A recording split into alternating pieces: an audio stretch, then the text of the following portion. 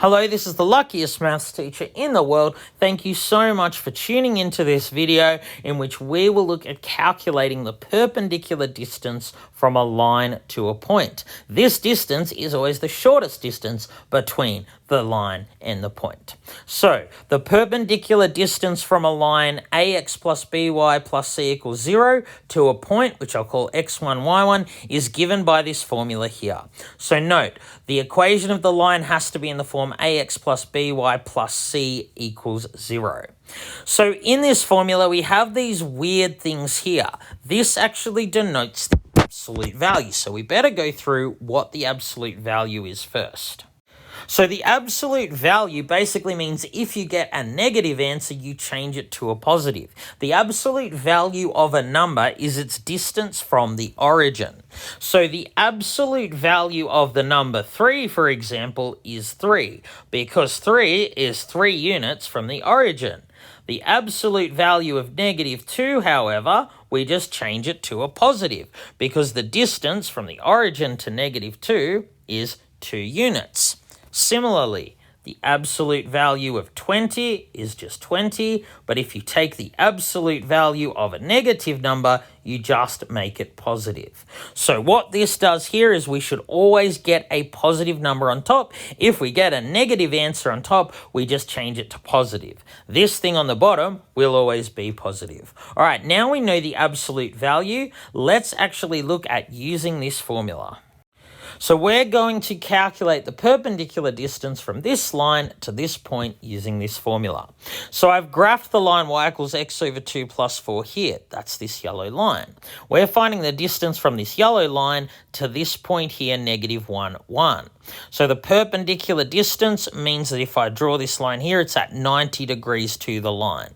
So this green line here, this is the shortest possible distance from this line to this point. So let's go ahead and use the formula.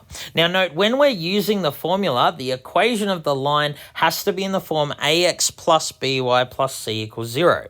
So what I need to do with the equation of this line, I need to subtract everything so it is in that form.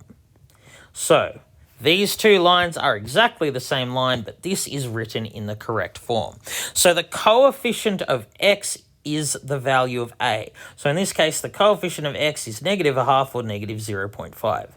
The coefficient of y is the value of b, and the constant term is the value of c. Of course, here x1 is negative 1 and y1 is positive 1. So the distance is given by the absolute value of a times x1 plus b times y1 minus c, all absolute value of that, all divided by the square root of a squared. Whenever you're substituting a negative, put brackets, a squared plus b squared. So putting that in our calculator, we get this. Now, the absolute value of negative 2.5, if you're taking the absolute value of a negative, you just make it a positive. So this is just 2.5 over the square root of 1.25. Putting that in our calculator, we get the square root of 5, about 2.236 units. That is the perpendicular distance from this line to this point. All right, let's try a harder question where we have to find the value of c. So here we're told the distance from this line to this point is 5 units. We're going to find the value of k. This time we're told the distance and we have to find one of these coefficients here. Of course, k is just going to be the negative of the value of c. So let's substitute into this formula everything that we do know. So I'm going to replace d with 5. So a is the coefficient of x. So it's a times x1 plus b times x2 plus c.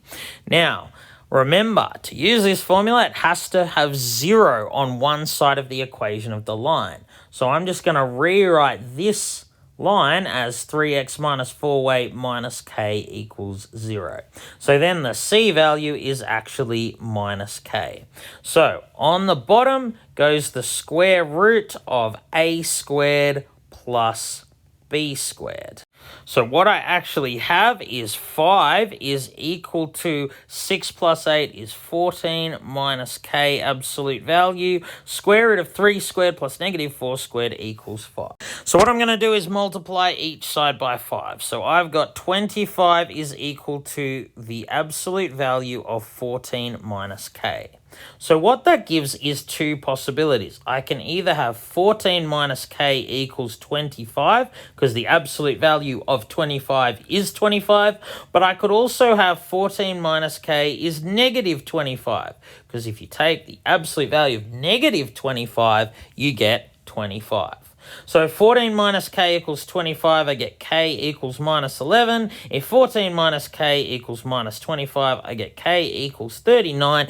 Either of those two is the correct answer. All right, thank you so much for tuning into this video. This has been the luckiest maths teacher in the world. Have a great day.